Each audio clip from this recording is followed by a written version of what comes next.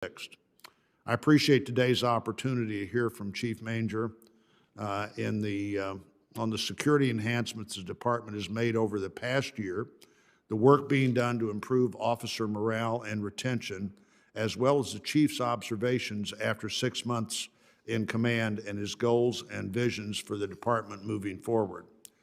1 year after January the 6th, 2021, we acknowledge that there's been considerable progress, but also acknowledge, as I'm sure the chief does from his comments today, that much work remains to be done. We'll continue to work together to ensure the department addresses its critical needs and is positioned to be better trained, better equipped, and better prepared in the future. We owe that to the frontline USCP officers who protect members of Congress, congressional officers, employees, and visitors to the Capitol every day. We also, by the way, owe that to their families.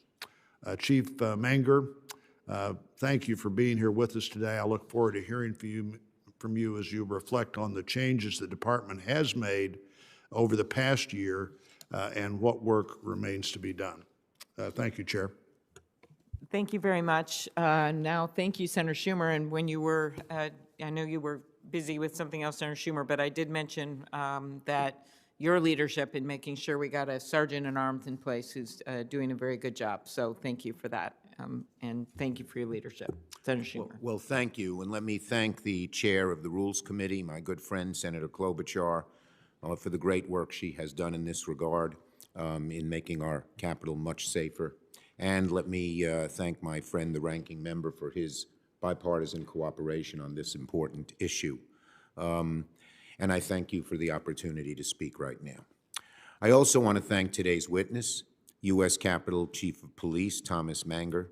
2021 was one of the hardest years ever for our Capitol Police. But Chief Manger has done an outstanding job in his first few months ushering necessary reforms to the department. He'll be the first to say the job is not done, but today the Capitol is a whole lot safer than it was a year ago, and I commend him for his leadership. I feel safe walking around the halls of this hallowed building.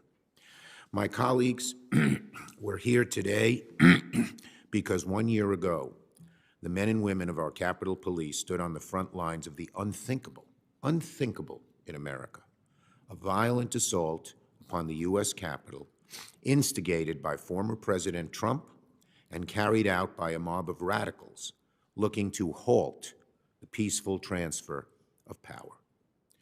I remember January 6th as if it were yesterday.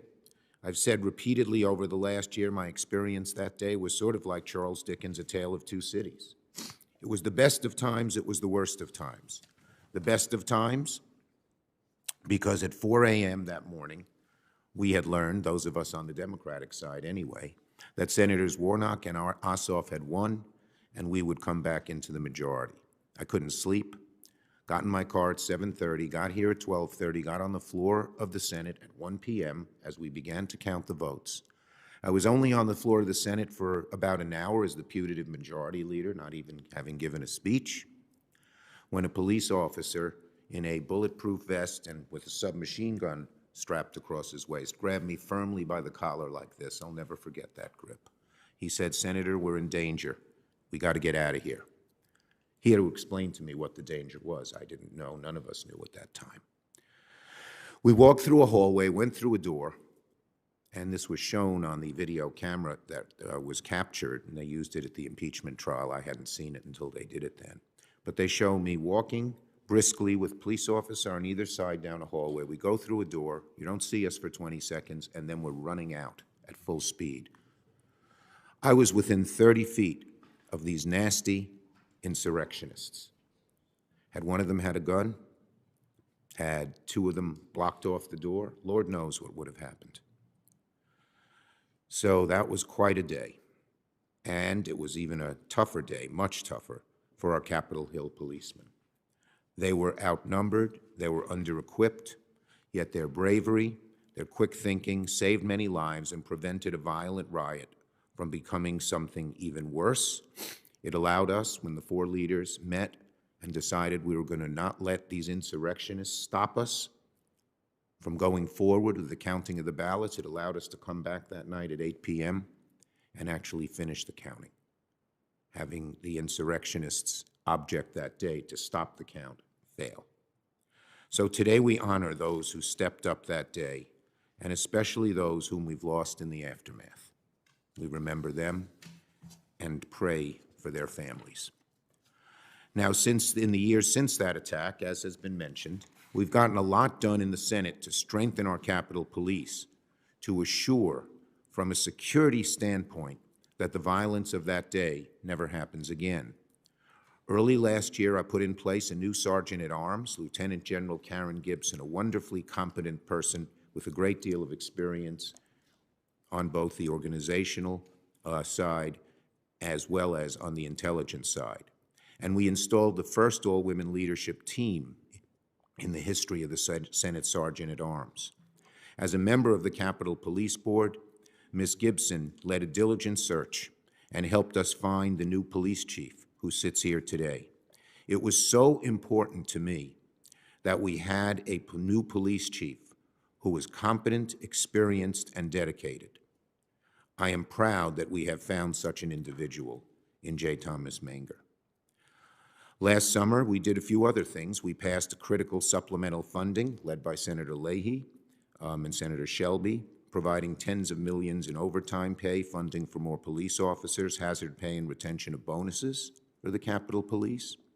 And just last month, we passed legislation authorizing the chief to summon the National Guard in future emergencies without prior authorization. We all know what we went through that day, trying to get the National Guard to come quickly. Thanks to his work, the chief's work, and the new leadership of the Capitol Police, the U.S. today is much safer than it was a year ago, although we're continuing to work on that vital job of the safety of this Capitol. But let's be clear.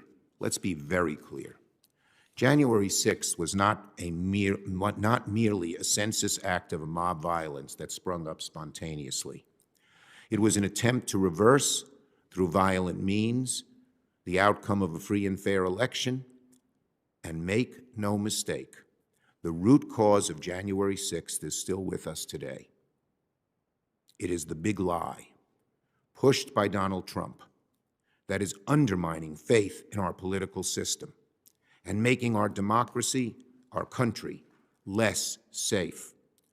The biggest threat to our Capitol Police, and our democracy is the insidious motives stemming from the big lie, propagated by the former president and many of his Republican allies across the country. We can and we will continue to make sure the Capitol is safe from a security standpoint, but without addressing the root causes of the violence on January 6th, the insurrection will not be an aberration. It could well become the norm.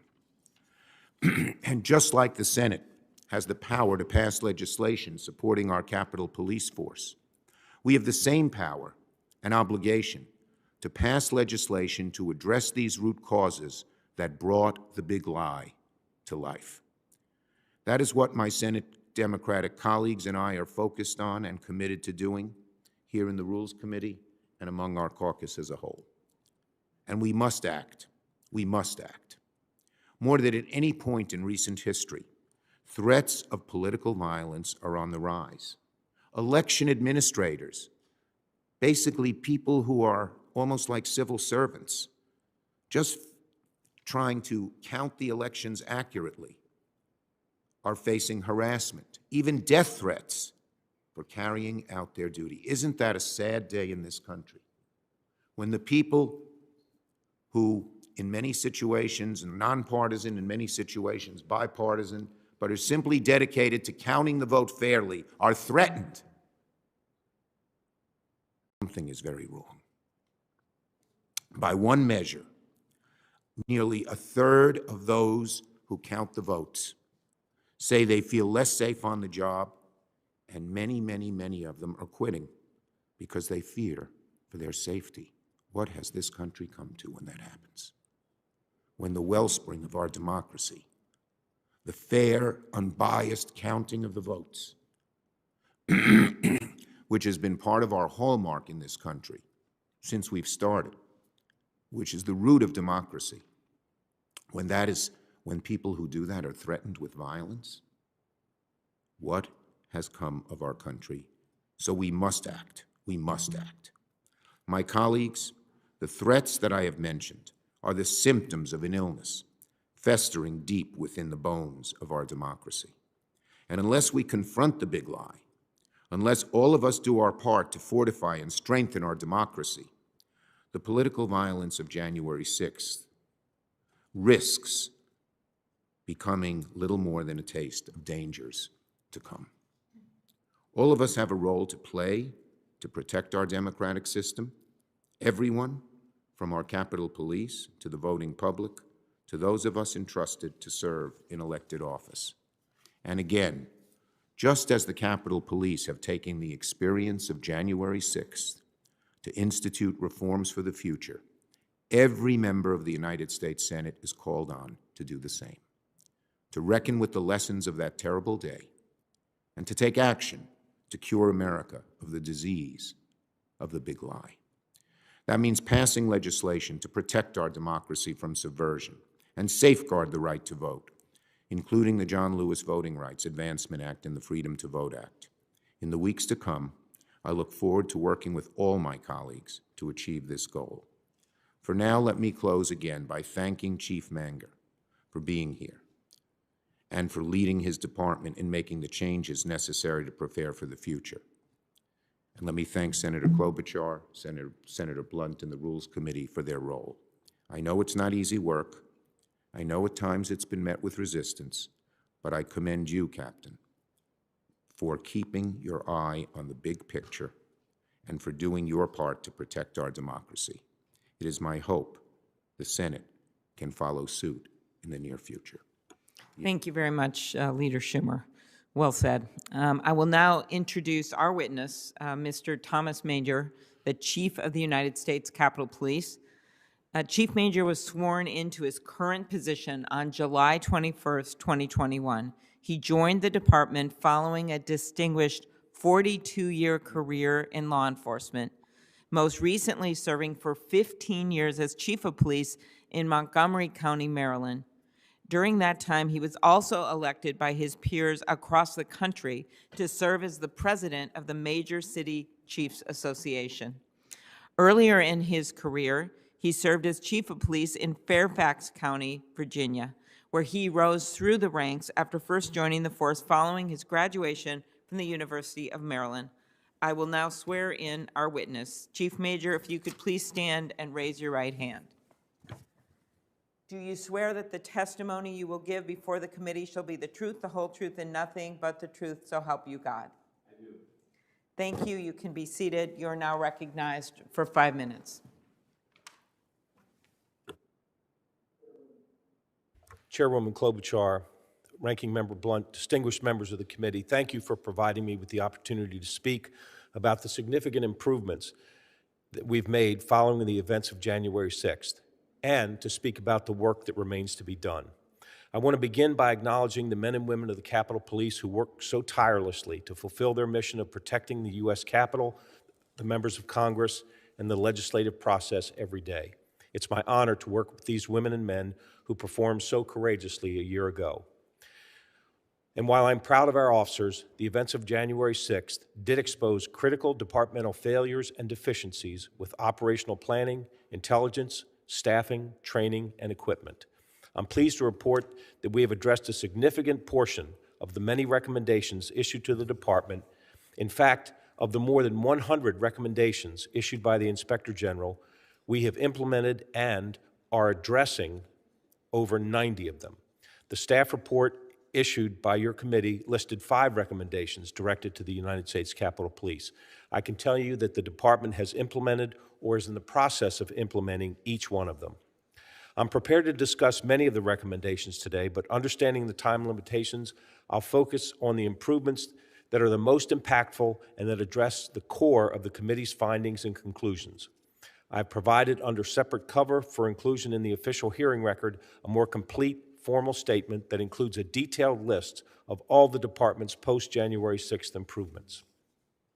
The committee concluded that an important contributing factor to the breach of the Capitol was the lack of a department-wide operational plan for the joint session. An important first step we took to address that concern was the onboarding of a former Secret Service official with extensive experience in major event and national special security event planning. Guided by his expertise, we now take a multi-phased approach to our planning process, with a focus on information gathering, intelligence, asset determination, internal coordination, and most importantly, department-wide dissemination of all intelligence and critical information before all large and high-risk events. This also includes the creation of the department's first critical incident response plan, which now allows us to more effectively and more quickly obtain assistance from partner agencies. In short, a blueprint for operational planning has been created and put into place for all future significant events. If January 6th taught us anything, it's that preparation matters. Immediately after the 6th, the department focused on the need to strengthen our frontline officers, the Civil Disturbance Unit, or CDU. For any demonstration that involves violence or the potential for violence, the need for a well-trained and well-equipped CDU is crucial.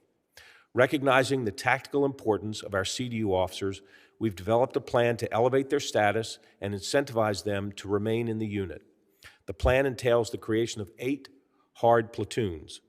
These platoons will be permanent units whose members train together and are deployed together.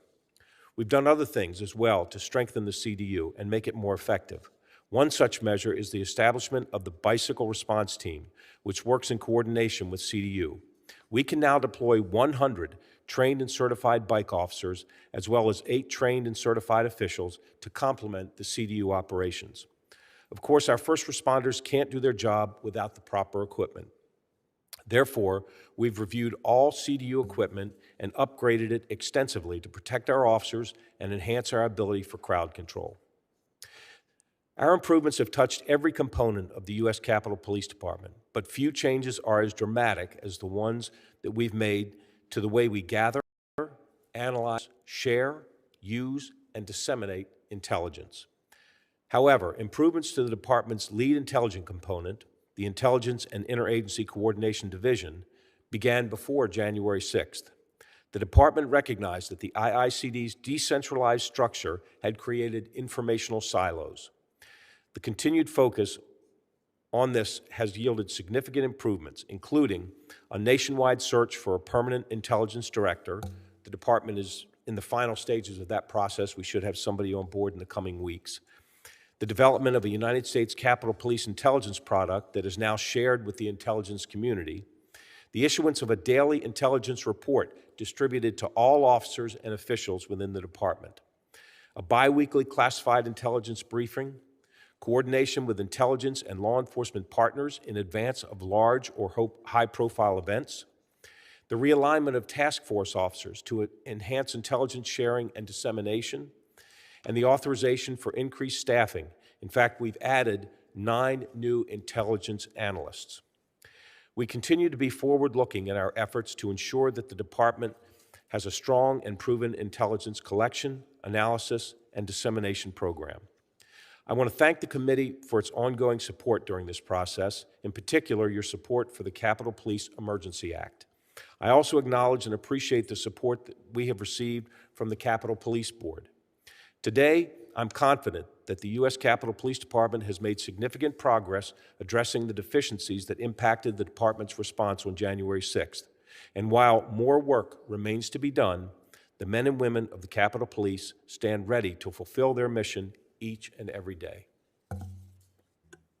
Thank you very much, Chief. I want to start by asking, do you believe that the department would be better able to defend against the type of threat that we saw a year ago today than the department was back then? Yes, absolutely. Thank you. And we had a number of recommendations. I'm not going to go through them all, but I know, having reviewed your testimony, having our staff has spent significant time working with your leadership, and that you are making progress to implement the recommendations that are pertaining to the police department. Is that right? That is correct, yes. Okay. As you know, we had the Inspector General in, Senator Blunt and I had the Inspector General in about a month ago or so, and he also issued more than 100 recommendations, which we truly appreciated. And he talked about the progress that he knew of that you had made at the time. And we've, of course, after that hearing, as is our job, encouraged you to work with him and to report back on the progress. Can you tell me where you are in responding to this and the progress you've made on his recommendations? Yes. So at the time when the Inspector General testified, I think we had about 30 of the 103 recommendations that were closed, that were implemented, that we had finished. At the time, we also had another 60 recommendations that were basically in progress, that we had a detailed plan in place, but the plan had not been completed. In some cases, the plan won't be completed until the FY23 budget is approved. So some of these, it's going to take time, but the plan's in place, the work is in progress. So we had basically addressed over 90 of the 103 recommendations.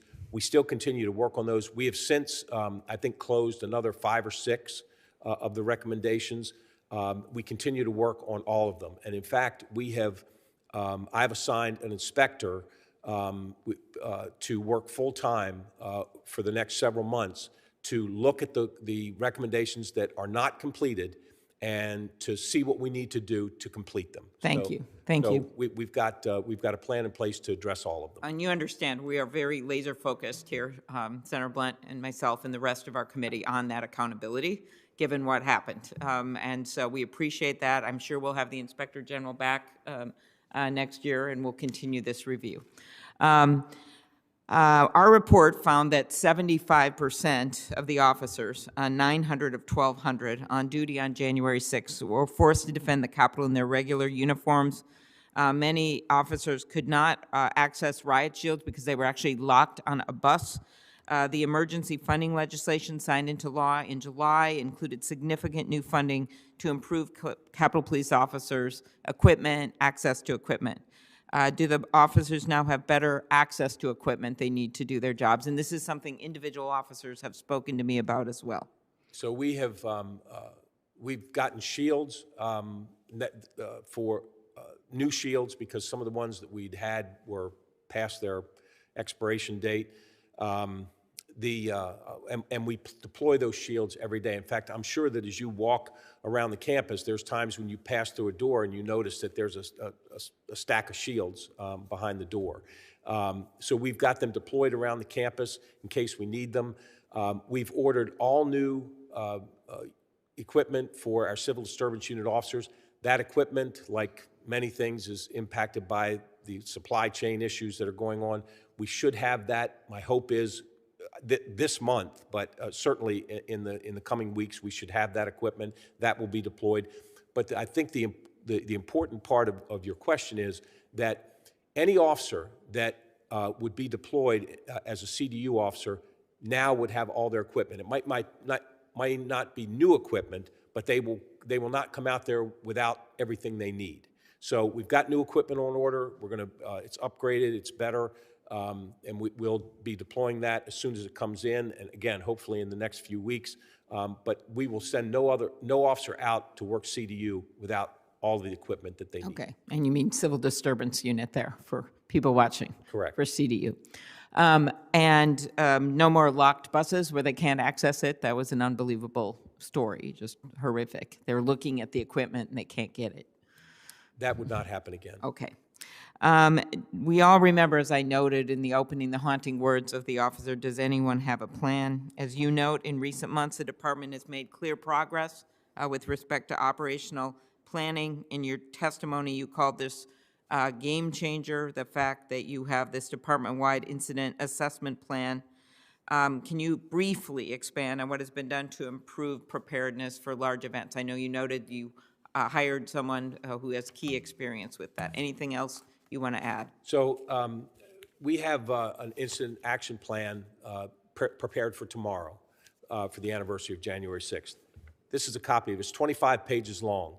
In it, everybody's responsibilities are laid out, this information is shared with everyone so that a captain who's in charge of one division knows exactly what's going on in the other divisions as well as his or her own.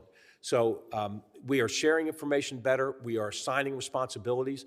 People know what their responsibilities are, and we have backups to each one of the different commanders. So the blueprint that has been created we've used it many times since the 6th, and we're very confident that it gives us everything we need to ensure that the planning that we do, the sharing of information, and that everybody on the department understands what their responsibilities are. As I noted, Senator Blunt, in my legislation, which was importantly co-sponsored by many members of this committee, gave you and, in general, the Capitol Police Chief authority to request assistance from the National Guard in an emergency. It was cloudy at best before and very difficult procedure. How will this improve your ability to respond in potential future emergencies at the Capitol? Well, clearly, it cuts through the red tape and allows the Capitol Police Chief to make that call directly. I have spoke with the Department of Defense, and in fact, am meeting with them later today, and to make sure that we have the process down, so that if the time ever came that we needed to make that call, everyone would know what the expectations are on both sides of the call. That is very helpful. But I will just say this, that my hope is that with the other processes, planning that we've put into place, that there's not going to be the need for a panicked call in an emergency, that those things will be planned ahead of time so that we'll have better coordination in advance. Okay. You know, we all speak to officers in the Capitol, and if my colleagues, I know they do, and thank them every single day. And one of the things that we know is that many of them have had their vacations canceled. They have been working significant overtime. And I think sometimes that's by choice, and right now we are down officers. And this was something that was happening all across the country, honestly. It's happening right now, but it's something that you are uniquely challenged to deal with. I know there's more than 400 officers short. Could you tell us your plans to change that? I have short-term plans and longer-term strategies as well. I think the important long-term strategy is that we intend to hire over 280 police officers in this fiscal year. In a normal year, we would hire less than half of that.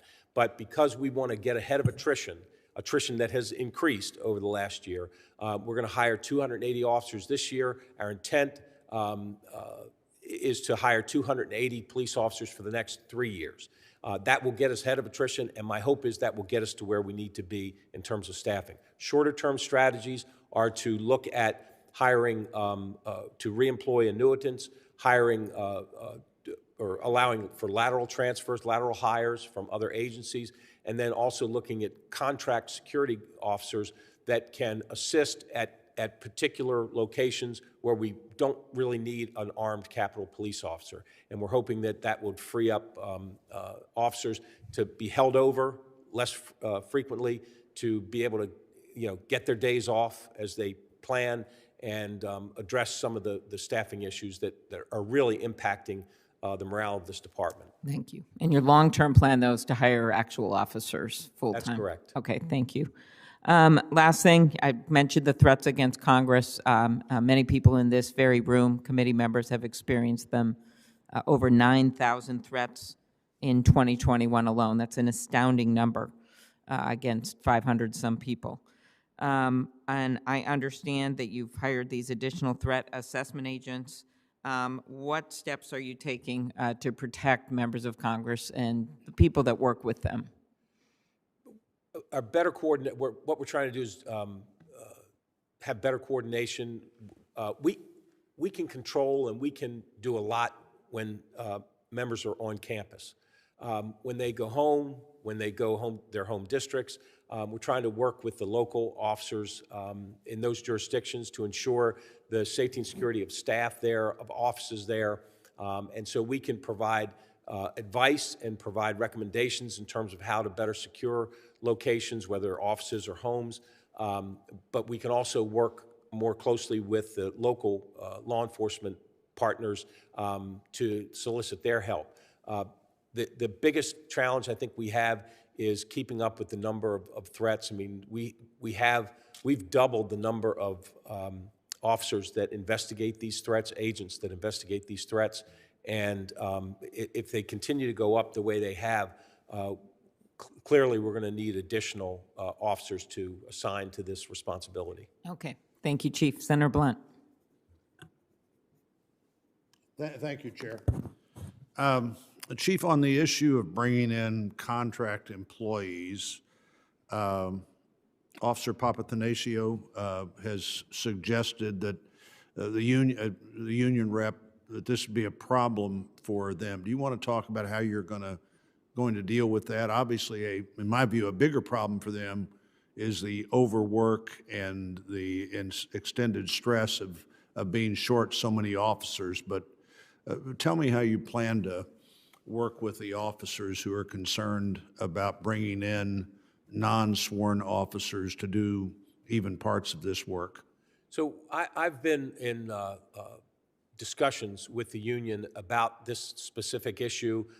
They have mentioned a number of concerns, and our conversations and our intent is to try and address those concerns because I think what we agree on is that these officers need some relief, that we need to allow these officers to get more time off, to stop being held over on their shifts, to stop being forced to work overtime when they would rather be home with their families. So again, I've talked about the strategies that we have in place, but the contract security would be a temporary solution until we can get more officers hired. And my intent is to try and address the concerns that the union has with regard to where these contract security officers are assigned. And for that program to really work, what kind of temporary program would it be? Would you anticipate a multi-year bid or a one-year bid with possible extensions, or what are you thinking about as you begin to think about how you look for these contract employees? So look, realistically, I think it's going to take us at least 2 to 3 years to get up to our staffing in terms of hiring new officers. So having that as an option to use over the next 2 or 3 years, I would like to have that option. Just to be sure we're straight on this, hiring the officers to get to the officers you currently are allowed to have is the problem here, as opposed to the Congress saying, we're going to give you 100 more officers than you're currently capped at. That's an unrealistic moment for us to think about. Your goal is to fill the slots that you already have been allowed to have, and you're 400 short. Are you 400 short right now of meeting that number? Yeah, actually 457 short. 457? Yes, sir. If I understood your thought also of hiring 280 new officers a year for the next 3 years, understanding that other officers will retire and find other opportunities, and that number sounds about right to me to get up to where you need to be. How long is the training process from the time you bring an officer into the training environment until you have them available for service? From the time they're hired to the time you can actually deploy them by themselves is close to a year. Close to a year. So hiring people, annuitants who have retired but are willing to come back to work is one of your thoughts? That's correct, because you'd be hiring back someone who has that experience, and they could go back to work day one. And when you hire laterally, would you just try to evaluate the level of training that officer already has, and then determine what additional training is necessary before you put them into the line? Exactly, yes. All right. I think every police force in America, certainly every big police force in America, has a lot of that same challenge of just people leaving either the big force for a smaller force in some other community, or leaving with frustration this whole idea that somehow defunding the police was ever any real option for the country.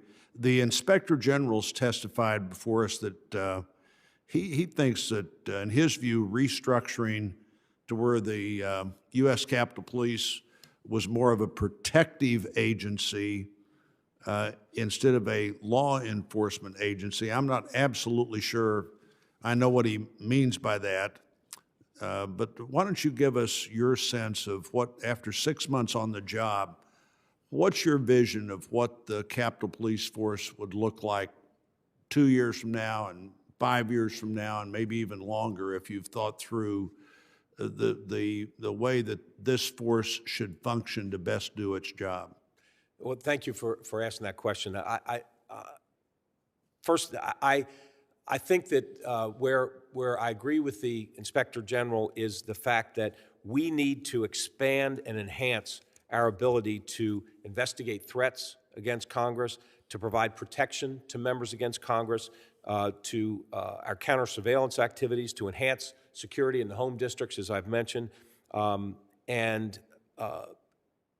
So in that regard, we need to expand our protection capabilities. But we make no mistake, we continue to have to be a police department as well. The difference between the U.S. Capitol and the White House or the CIA or other facilities is that we are open to the public. Someone can walk in off the street, now not now because of COVID, but someone could walk in off the sidewalk, come through the doors and say, "I'd just like to look around. I want to walk around." So we deal with the public every day. We deal with demonstrations every day. We have to respond to crimes most days. We are handling demonstrations. We're making arrests. We're staffing posts. We do crowd control, visitor control, employee screening, crime prevention, response to calls for service, crisis negotiations, all of which are part of being a police department. So while I agree that we need to expand our protection capabilities, I don't think that we can walk too far away from our police responsibilities as well, because they will remain. So in answer to your question about where I think we need to go, one of the ways that I believe that we need to expand our protection capabilities is to take the work that we do in terms of investigating threats, take our intelligence responsibilities, and make those investigatory and intelligence responsibilities and create a new bureau and have a new assistant chief, an additional assistant chief. So you'd have, I think our dignitary protection and protection responsibilities have grown. That continues to grow. The need there, the workload has increased. Uniformed Services will always likely be the largest bureau that we have, but looking at intelligence and investigations and creating a new bureau with its own assistant chief, I believe, is the direction that we need to go. This then speaks directly to the IG's recommendation that to move toward more of a protection focus, because that's what this would allow the department to do. Thank you. I'll have more questions later if we have time for a second round. Thank you, Chairman. Thank you very much, Senator Blunt. Next up virtually is Senator Warner, who is the chair of the Intelligence Committee, also has played a very important role in our responses since January 6th and before then to other threats to our Capitol and our democracy. Thank you, Senator Warner. Well, thank you, Chair Klobuchar. And first of all, let me echo what I said on our last hearing. I want to thank you and Ranking Member Blunt for the way that you've conducted both the initial investigation and how the Rules Committee has really stepped up in terms of the assessment of making sure we protect the Capitol and on an ongoing basis. So thank both of you. I also want to highlight to Chief Manger, at least to see you remotely.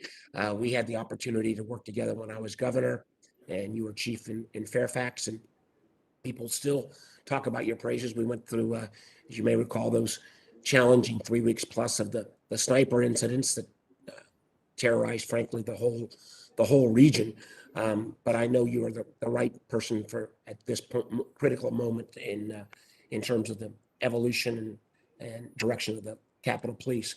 I want to pick up as Chair Klobuchar just indicated, and Senator Blunt's line of questioning about the structure.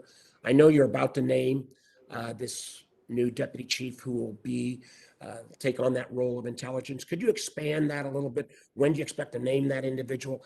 And also talk to us about, you know, the intelligence functions of the Capitol Police. Will they be mostly receiving intelligence from other entities rather than doing your own intelligence work? Will you pursue, if there is indication of some kind of organized threat, will you pursue that versus FBI?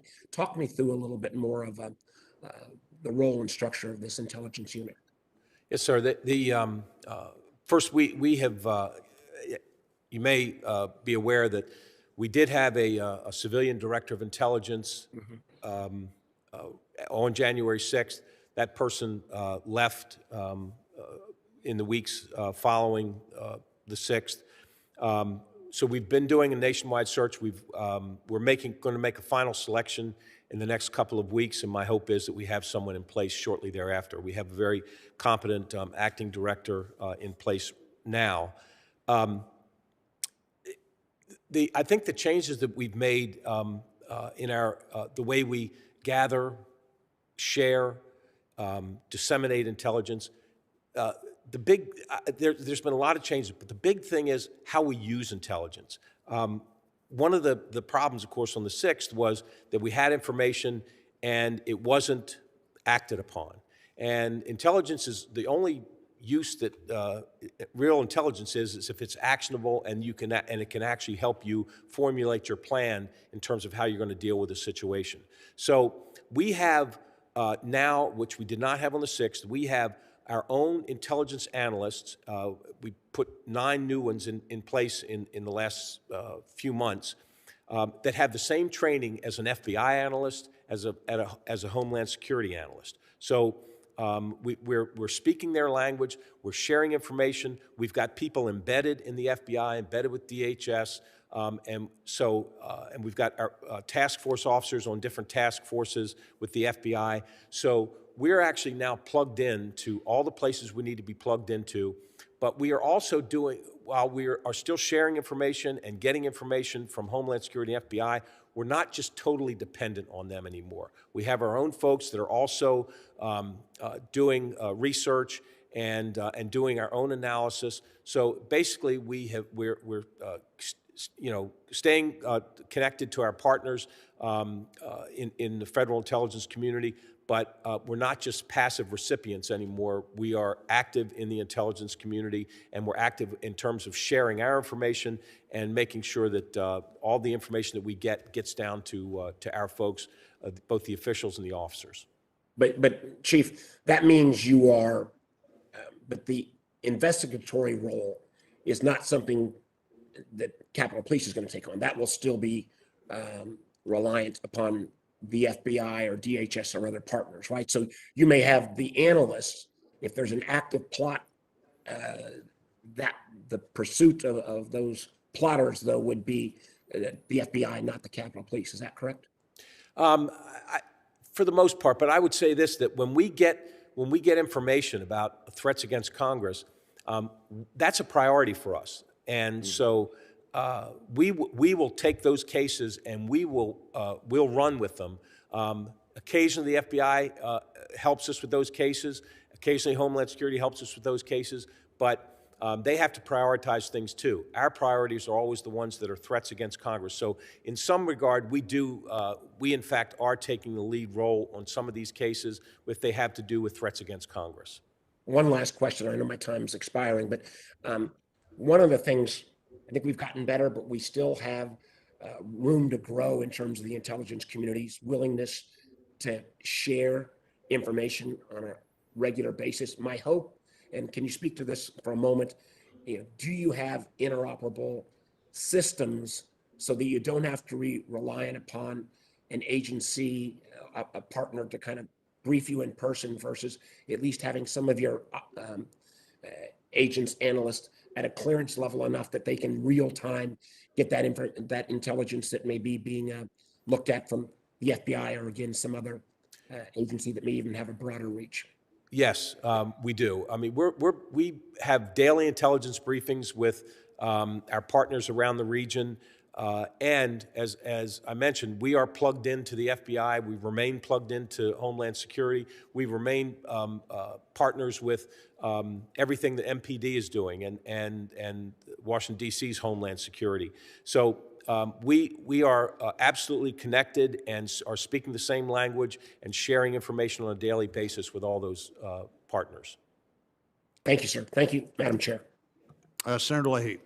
Thank you, Senator Blunt. And I want to thank you and Chair Klobuchar for the bipartisan way in which you've held what's really a very important series of hearings about the violent insurrection of January 6th. And you know, I have enjoyed all these years of working with both of you. Chief, I'm glad to see you here, and I've enjoyed our conversations we've had. I think back, I'm beginning my 48th year here in the Senate, but I look at January 6th of last year. I never thought I'd see a day like that. A violent mob driven by the rhetoric and the lies of a disgraceful former president of the United States. They attacked our seat of government. They threatened not just the lives of the senators who are here in this room, but of congressional staff, of Capitol Hill reporters. And Chief Manger, you know so well the dedicated law enforcement officers who are sworn to protect the Capitol and the people who work here and what they faced.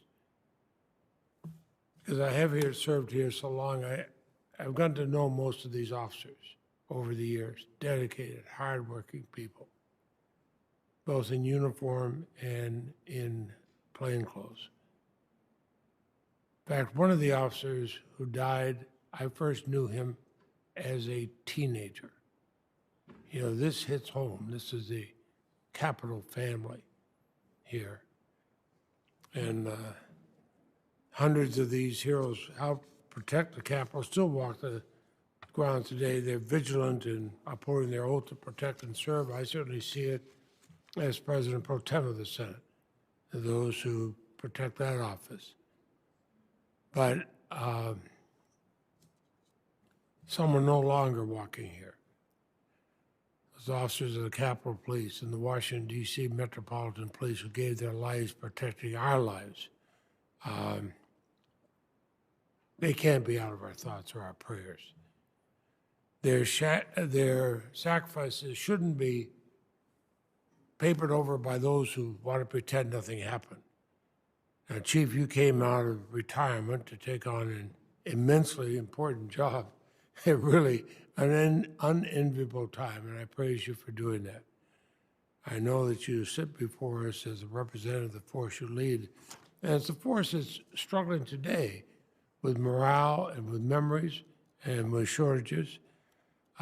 You spoke as recently as this weekend about the staffing shortages facing the Capitol Police.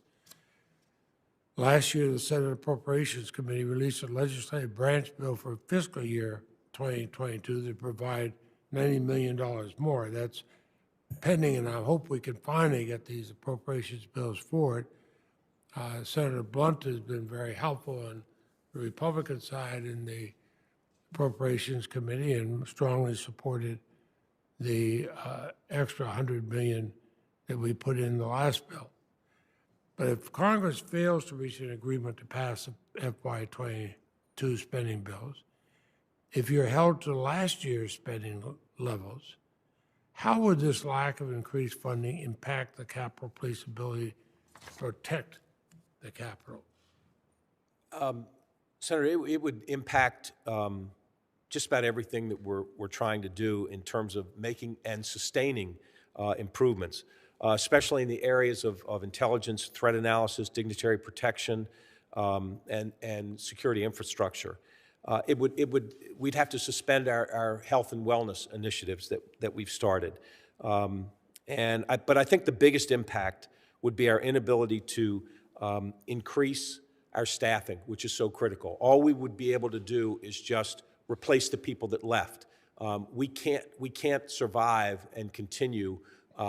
We have to increase our staffing as I talked about before, but that would be the biggest impact. Well, I commend both those Republicans and Democrats who joined with me last year to get the extra money for the Capitol Police. And I hope that we can all come together, both parties, to get our appropriations bills through this year so that you will have the additional funding that we've put in there.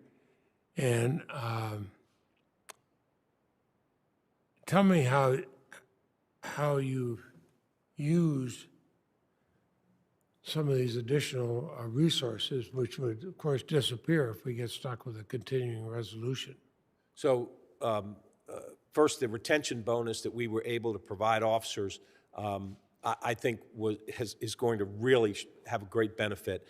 Over 90% of our department signed an agreement to stay for another year, minimum for another year. This will definitely slow down the attrition in the upcoming year, so it'll allow us, hopefully, as we hire more. So the retention bonus was one of the ways that we will, I think we're able to use that to help with our staffing issues. The hazard pay, anybody that was here on January 6th got hazard pay. We got the new CDU equipment, cell phones for every police officer. One of the big issues was officers were not getting intelligence information. They get intelligence briefings every day on their cell phones and operational information every day on their cell phones. There are training initiatives that we want to get to, replacing and replenishing equipment that was deployed on the 6th. We've been able to do that as well. So that money's gone to good use and has really put us in a much better position than we were in. Well, I thank you, Chief. Chair, I thank you. And in a few minutes, I'll open the Senate for the day in my capacity as President Pro Tem. But then I'm also going to be speaking to a lot of senators this week in both parties. Let's get these funding bills through. Certainly, you're an example of a department that needs them. Chair, thank you. Thank you very much, Senator Leahy. And again, we all appreciate you and Senator Shelby's work to make sure that this chief and his officers have the resources that they need. Thank you so much. Next up, someone who's been incredibly active on this committee. We appreciate his work, Senator Merkley of Oregon. He's here virtually. Thank you very much, Madam Chair.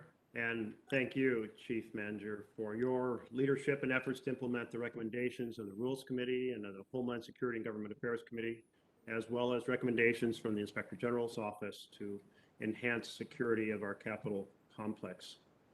I want to directly thank the men and women of the Capitol Police Force for their heroism on January 6th and their service and resiliency in the aftermath of that very dark hour.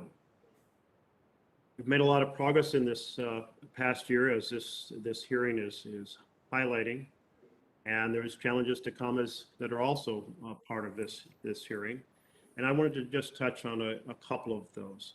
First, I wanted to be clear about the number of officers who are currently on the force. You had mentioned the numbers were short, but how many officers are on the force currently? I'm going to have to get back to you with that number. Here's what I can tell you, though. Over the past year, 153 officers either retired or resigned from the department. We have 175, on any given day, we have 175 officers that are on some type of leave. Many of those are out due to COVID. And so basically we are 400 and, I may have said 457, it's 447, Senator, short where we need to be. So I would think that we're somewhere around 1,700 that we have, between 1,600 and 1,700 we can actually deploy at a post or assign to a responsibility. Thank you. That really puts that into context, then both the shortage and also your desire to hire. I believe you proposed hiring an additional 280 officers this coming year. And do you see, apart from the issue of of funding, assuming there's adequate funding, is that a feasible objective to achieve? I believe it is. It'll be a challenge, there's no question. I mean, hiring that many officers, the real challenge is to make sure that you hire the right officers, that we're hiring good quality candidates.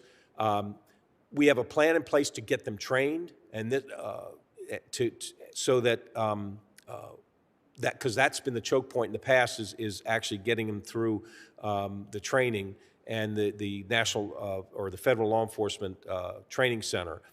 We've got a plan to get all the officers through training. And I think some positive news is that so far we've not had difficulty in recruiting people. We're getting plenty of people who are showing interest in wanting to be a part of our organization. We're still very selective about who we end up hiring. But I do believe it's realistic, and we're going to do everything we can to, and we've got a plan in place to get 280 folks on board. Great. Great. No, I'm glad to hear that. The Inspector General, Mr. Bolton, made the recommendation that all the members should obtain and maintain a security clearance. You mentioned that intelligence is coming through to the officers on a daily basis. I know that may not necessarily mean security clearance rated intelligence, but is that part, do you feel like that is a recommendation that should be fulfilled, that each person obtain a security clearance? And if so, do we need to have some sort of way to prioritize those security clearances, given that the security clearance process is completely backlogged right now?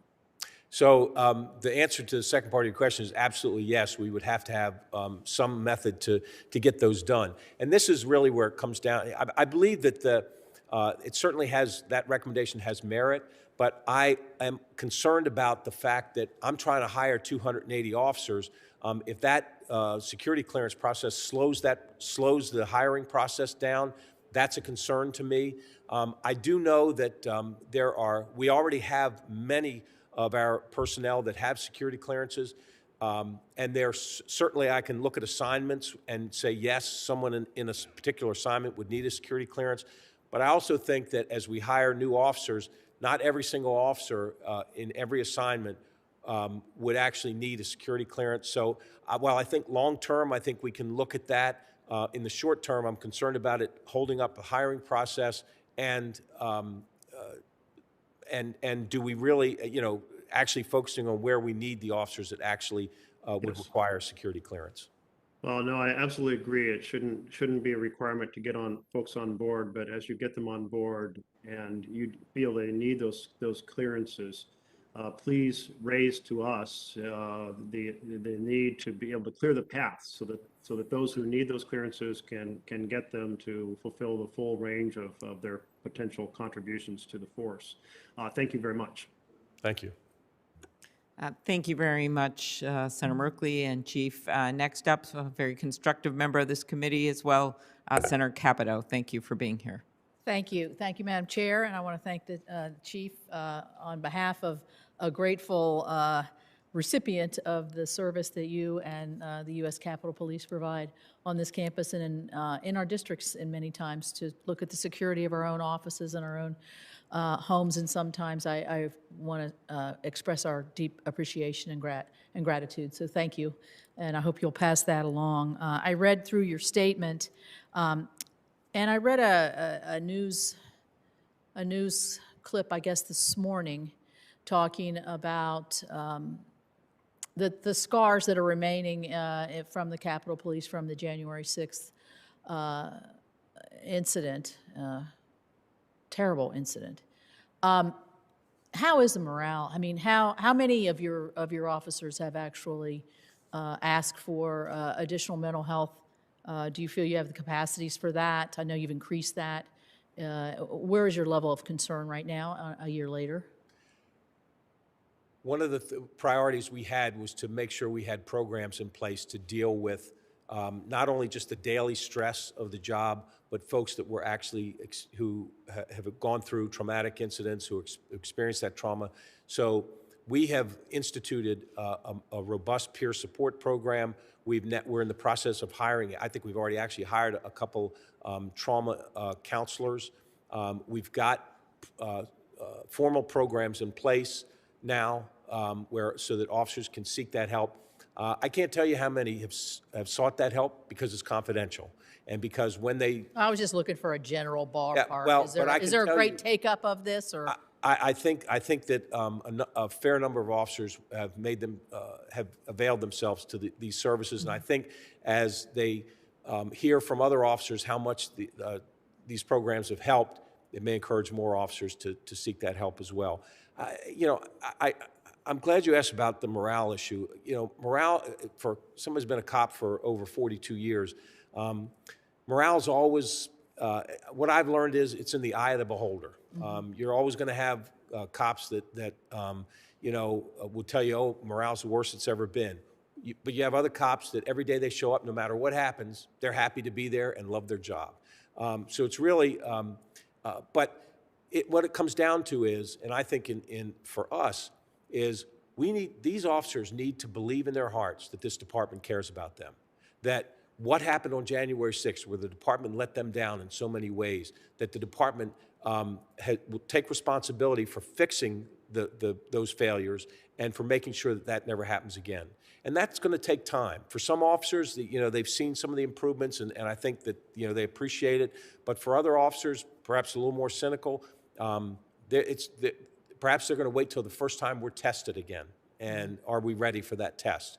And so it's one of my responsibilities to make sure we restore that confidence, for the officers in the department. Let me ask you this. A lot of, in the retrospective that we've done in this committee and other committees, there were, on the intelligence side, questions as to was social media paid enough attention to, in the run-up to January the 6th. What adjustments have you made in terms of the coordination between you and other agencies in terms of the social media monitoring? So this is one of the areas where we are taking more responsibility, and we can focus on. And we're not trying to worry about something that's going on in a foreign country. What we're worried about and what we're paying attention to is threats against Congress and threats against the Capitol. That is our focus.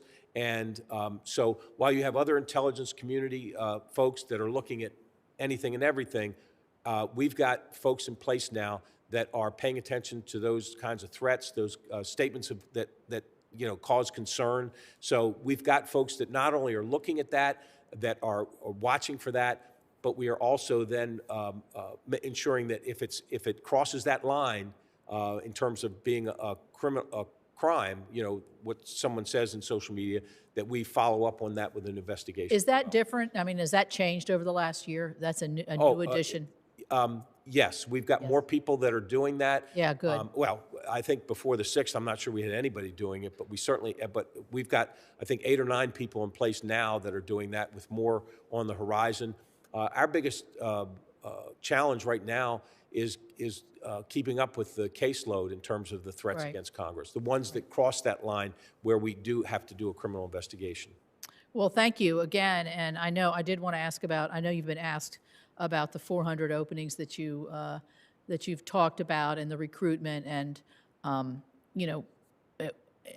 know that there, probably law enforcement in general, I don't know what the female ratio is, but I'm sure it's quite low. So I noticed that too in the Capitol Police. So I'm hoping that you're making special efforts to diversify the workforce as you've got this opportunity to hire more people. It's a great career, and I'm certainly grateful, as I stated. So thank you so much. Thank you. Thank you very much, Senator Capito. Next up, Senator King, who brings his strong sense of independence to this committee, and we appreciate him as well. Senator King.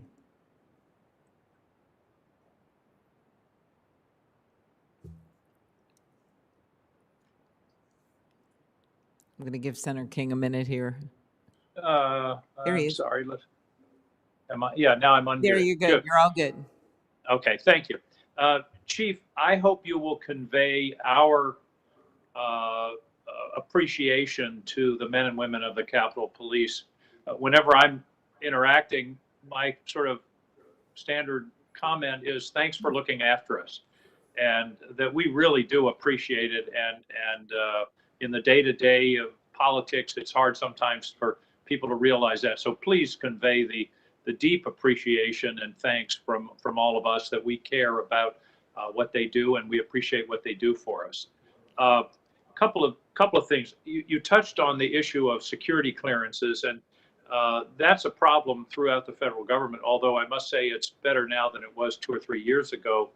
One of the questions that has been plagued us is reciprocity.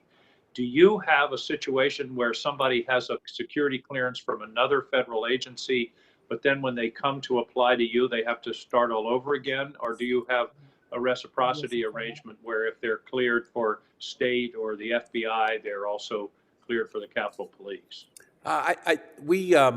If it's done by either the Department of Defense or the FBI, typically if it's done by any federal agency, I would think that would suffice for us.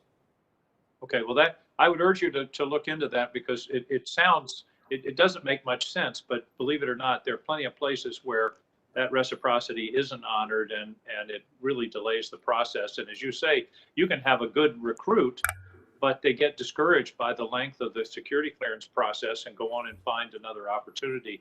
And in this economy, we can't afford to lose good people. A couple of other questions and observations.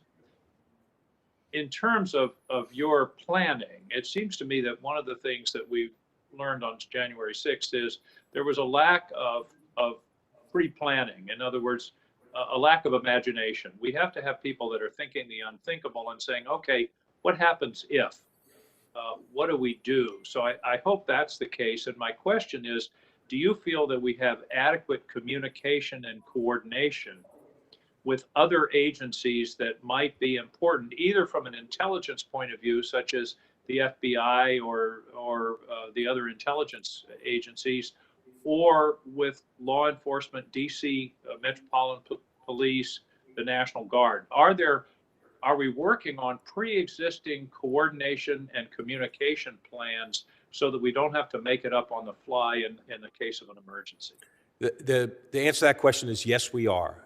And in fact, it has become a part of our the blueprint that we use in terms of our pre-planning for these events, to reach out to those partner agencies to ensure that we're sharing information, that if we we believe that we're going to need their help, that we plan for that well ahead of time so that we're able to do, and we end up doing tabletop exercises. We end up getting the commanders over here to show them exactly where we need their folks deployed and what responsibilities that we're going to give to them. So absolutely, that's part of our planning process now. And I hope that extends to the intelligence side as well. You mentioned you're developing some of your own intelligence capability, but we have, as you know, enormous intelligence capabilities throughout the federal government. My concern is we still tend to have silos. They're excellent silos, but they're still silos. And I hope that the coordination includes pre-event intelligence. It does, and we, one of the problems that we identified shortly after the 6th was the fact that even internally, we had intelligence silos within our organization. Those are gone. And with the briefings that we have with our partners multiple times a week, any silos that existed previously certainly do not now. Final question, and I remember we discussed this, not you and I, but this was discussed in a prior hearing, and that is work with the architect of the Capitol in terms of the physical infrastructure and the ability to seal the building effectively. And again, we're back to silos. I hope that there's a close relationship between your department and the architect of the Capitol, because your job, your people's job, could be a lot easier if we had Lexan windows and metal doors that could easily be closed in the case of an emergency. One of the things that the architect has done is to make sure he's hearing everybody's voice. He's brought experts in to do reviews and provide recommendations, but he's also ensured that everybody has been able to lend their voice to their concerns about the physical security. So I think that that's all been part of his planning process. Great. Well, thank you very much, Chief, and thanks again to all of your people for the great work that they do on our behalf. Thank you, Madam Chair. Thank you. Thank you very much, Senator King. And next up, Senator Cruz. Thank you for being here. Thank you, Madam Chair. Chief, welcome. Good morning. Thank you for your service. And I want to start by thanking the heroic service of the men and women who serve alongside you. We are approaching a solemn anniversary this week, and it is an anniversary of a violent terrorist attack on the Capitol, where we saw the men and women of law enforcement demonstrate incredible courage, incredible bravery, risk their lives to defend the men and women who serve in this Capitol. We are grateful for that courage. We appreciate the selfless sacrifice of the men and women who keep us safe. And I will say, my view is that anyone who commits an act of violence should be prosecuted. And anyone who assaults a law enforcement officer should go to jail for a very long time. And I think that's a principle that is true regardless of the politics of the violent criminal, whether they are right-wing, left-wing, or they got no wings at all. If you assault a cop, you ought to go to jail for a long, long time. And I hope we get some agreement that that should be true regardless of the political context that ostensibly and purportedly justifies that violence, that we will stand with the men and women of blue. So I thank you for your service. I thank the men and women who serve with you for their service. Thank you. As we reflect on what happened a year ago, it is also worth asking, as we have, as this committee has, as Congress has, as I know you have, what could have been done differently? What could have prevented the breach of the Capitol? What could have prevented the riot getting as far as it did? And so let me just start with that question. With the benefit of hindsight, what could have been done to better secure the Capitol, to stop the riot outside and prevent them from penetrating as far as they did? So I think that clearly documented intelligence failures. There were leadership failures within the Capitol Police Department.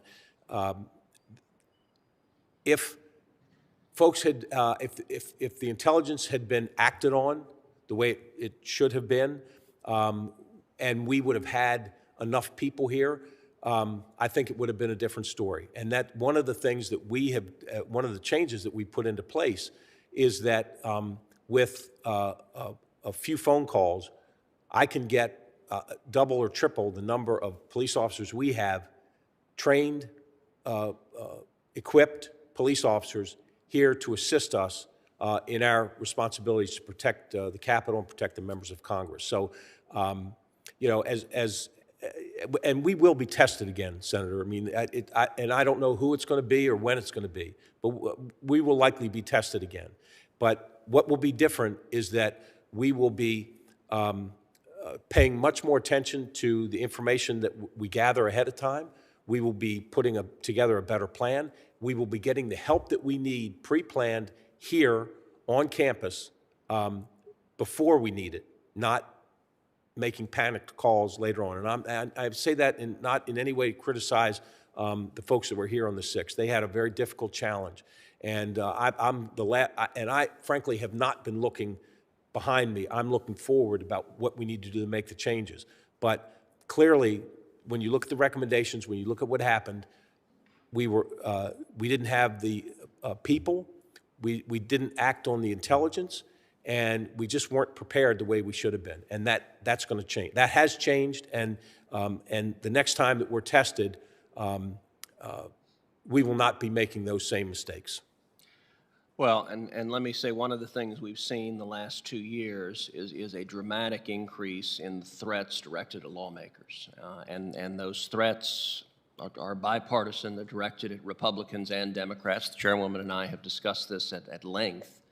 And let me say the Capitol Police does a tremendous job working to deal with those threats and working to keep us safe. We are grateful for that.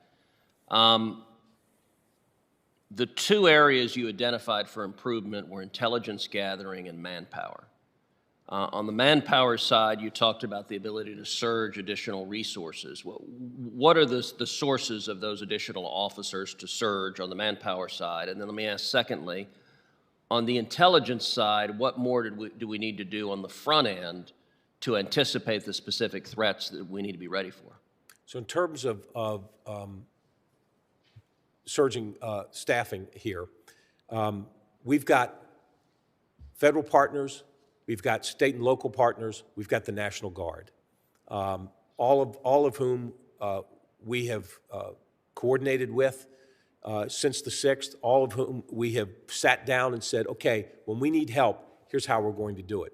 One of the things, and I thank both the Senate and the House for passing the supplemental, we have included in there was funding so that if we asked for state and local help, and at one point for one event we had an additional 400, 500 police officers, trained civil disturbance unit police officers here to enhance our capability.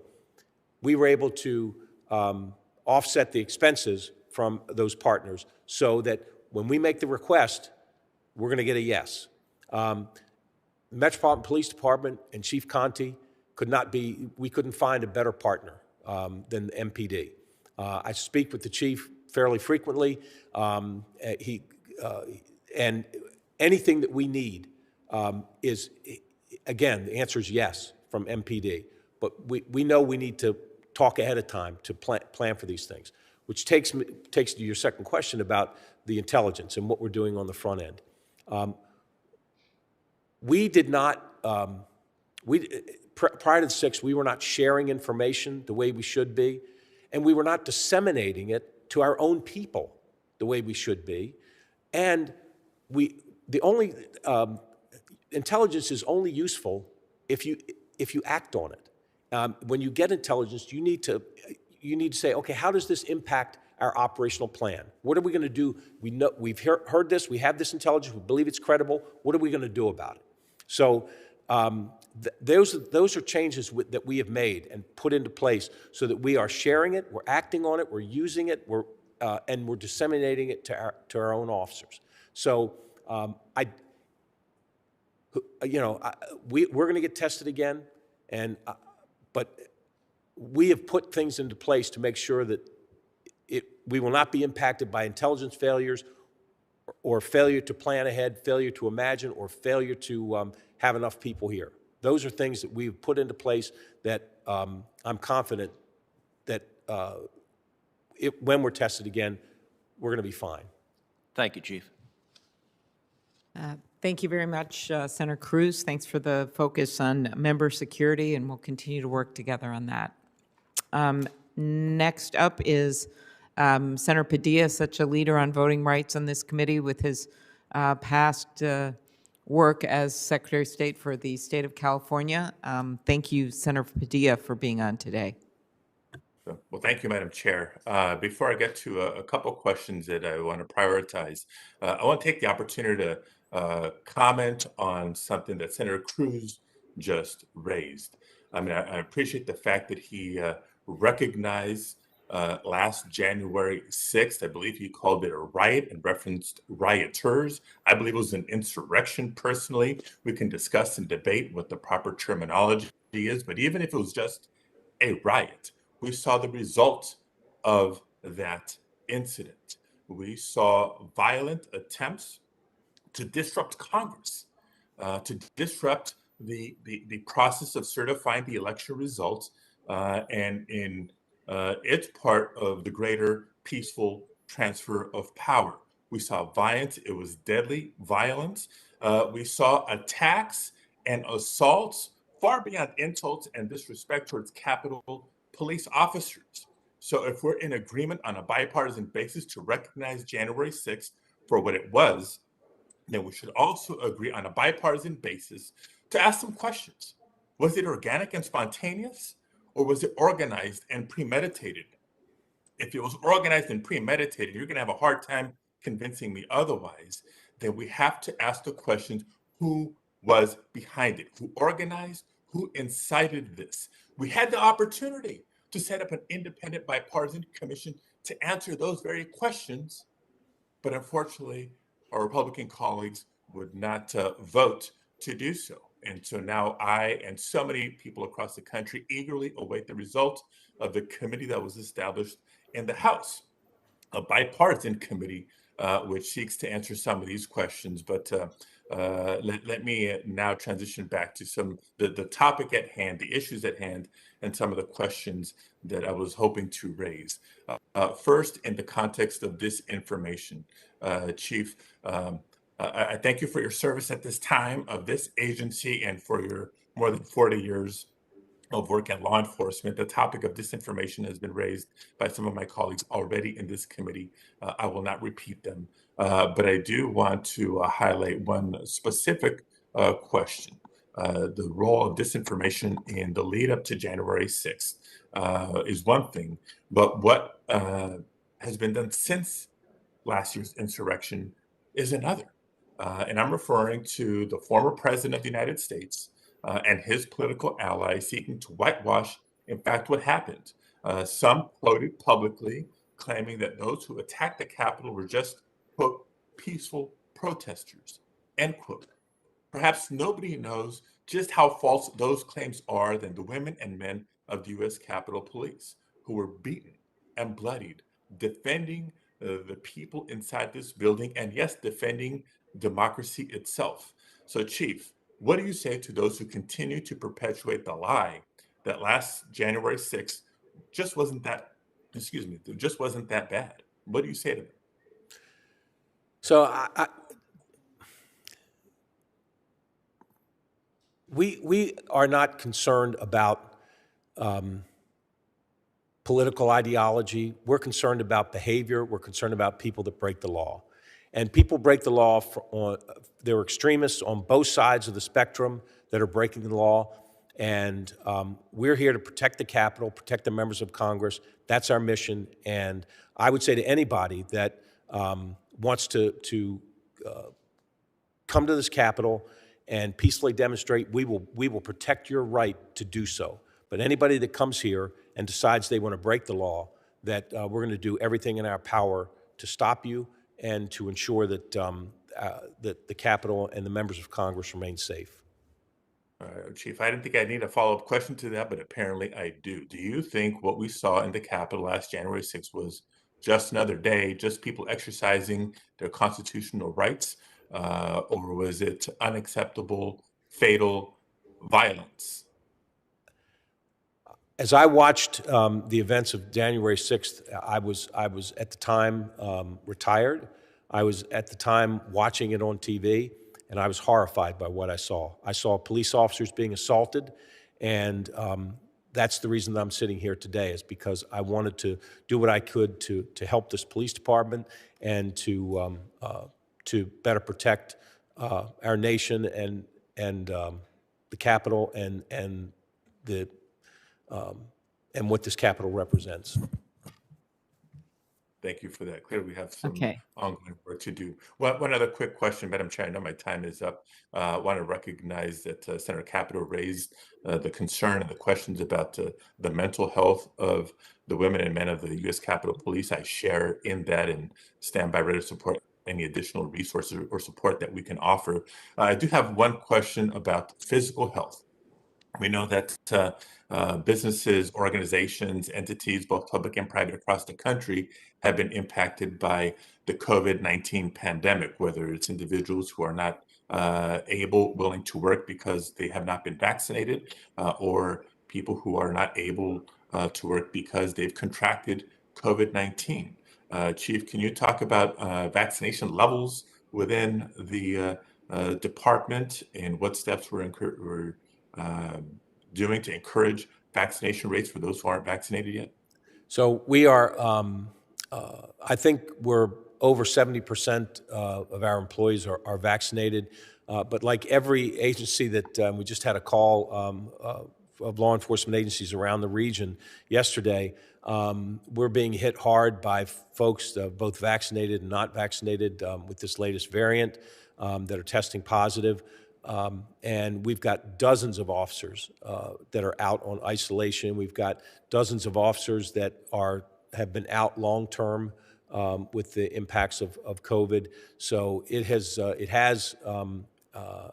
affected our staffing levels. And again, with everything else all the other staffing challenges that we have, COVID is wreaking havoc as well.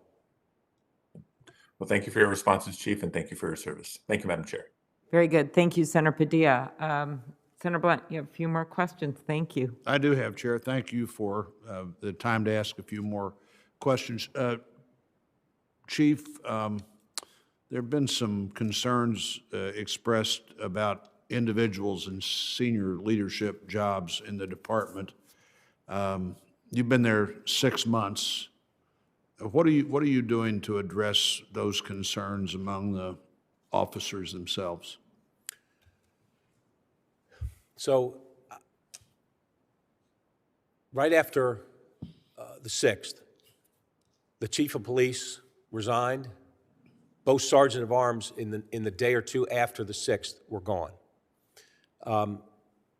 In the weeks after that, there were our director of intelligence left. We had an assistant chief retire. We had two deputy chiefs retire. We had our director of security services.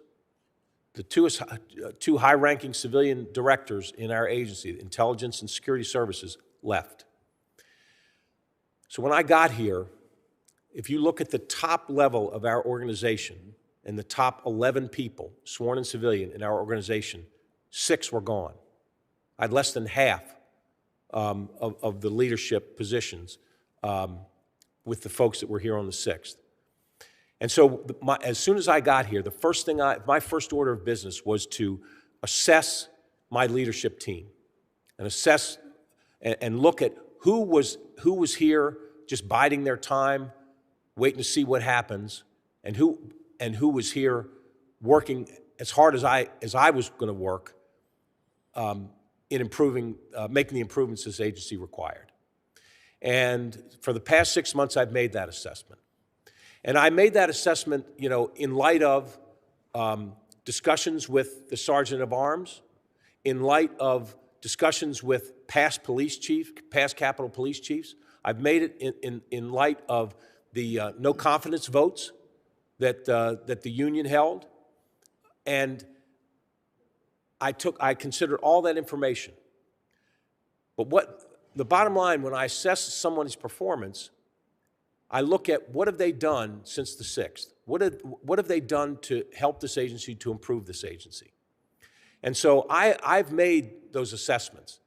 And I know that part of my leadership team that is working as hard as I am to make the changes that need to be made. And I know that there are still a lot of people that have differing opinions. I still understand that the union stands by its vote of no confidence. But the fact of the matter is, Senator, that a vote of no confidence is not an objective evaluation of someone's performance. It has meaning. A vote of no confidence has meaning. But I am trying to evaluate people's performance objectively in terms of what they're doing to help this organization. And so as I move forward, I do think I need to add an assistant chief to my leadership team, because for all reasons I talked about, that move toward being a more protective agency. And so as I make my decisions about where we're going to be in 6 weeks, 6 months, 6 years, I'm now at a point where I'm ready to talk more publicly about what we need, come to the oversight committees, go to the Capitol Police Board about changes organizational changes that need to be made. Because I can't make an organizational change without approval from the Capitol Police Board and this oversight committee. And so the time is now to have those discussions, to talk about the bigger plan, and understanding that not everybody's going to agree with my assessment. Not everybody's going to agree with the direction that I may want to go. But I'm the one responsible for this department, and I'm the one responsible for the safety and security of this campus. And so the decisions I make are not, I had no predisposed notion about anybody.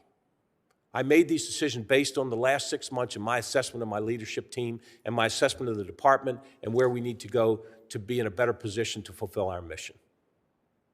Well, thanks, Chief. I think that's, I'm very supportive of, one, understanding all the vacancies you already had when you came to the job, and two, taking that time to evaluate not only who you had, but what you needed.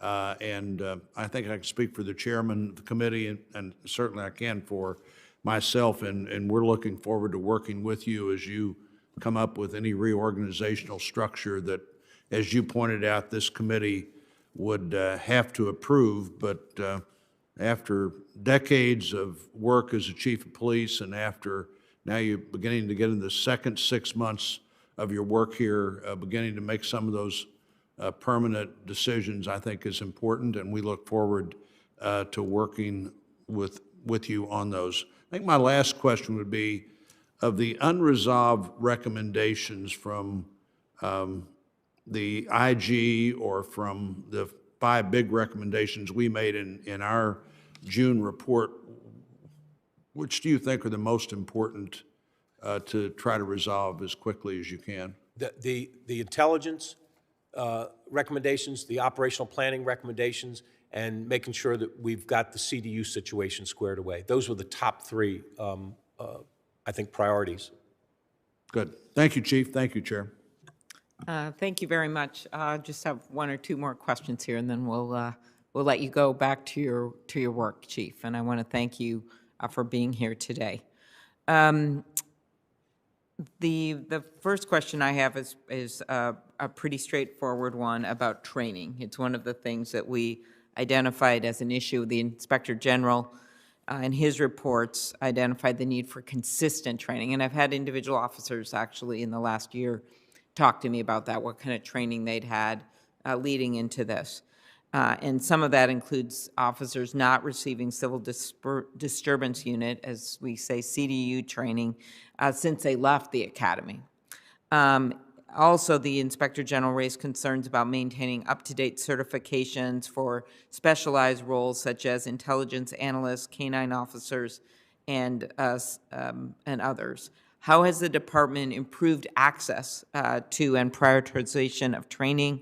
And what are your top priorities for expanding training?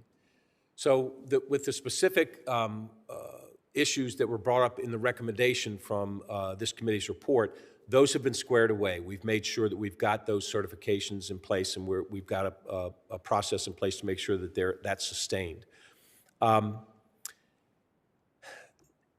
I could tell you that I have so many training priorities. I mean, during my 6 months here and the assessment I've done, I think, we need to start doing more of this, more training here, more training there. The biggest challenge I have is the staffing problem. You can't do training if you're so short of staffing that you can't pull people off a post to send them to training. Because you not only have the trainers, of course, but then you are pulling people off the front lines to have them trained, and so it's kind of a chicken and egg. You need to get these people in place. But here's what we've done. We've got we just are getting 4, and they're called Virtua machines. It's basically a virtual training program. We're going to put a Virtua machine in headquarters. We're going to put one in the Capitol. We're going to put we're going to deploy a couple other of these machines. We are going to be able to.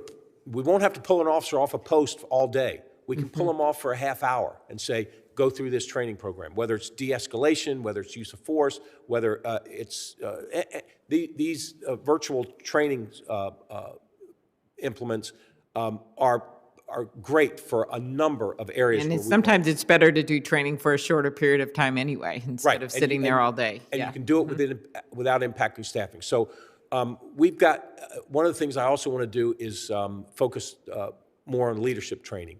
I don't think that this department, is, like many departments, does enough leadership training, and I'm talking about leadership for first-line supervisors as well as for commanders. And I want to make sure that we develop the leaders in this organization so that whenever I do leave, that the Sergeant of Arms, the Oversight committees can look at it and say, you know what, we've got 3 or 4, 5 people within that organization that we believe could be the next chief. That's my goal. Very good.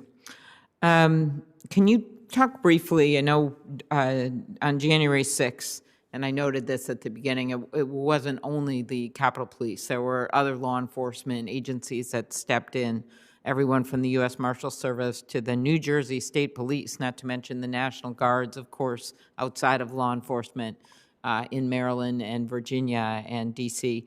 Can you talk about the importance of maintaining strong relationships with law enforcement partners in the Capital Region? I think that's one of the reasons there was so much interest in you for this job, because you have those relationships, and what steps have been taken to improve the department's coordination and mutual aid agreements? As a former prosecutor, I had 45 police departments in my county, and I was very well aware of how some of the smaller suburban areas and towns needed those mutual aid agreements and needed to pair up with other departments. But this is of course, a major city to major city. Could you talk about the mutual aid agreements? Yes, and if I can hearken back to, and so often, you know, we have folks with so much seniority here.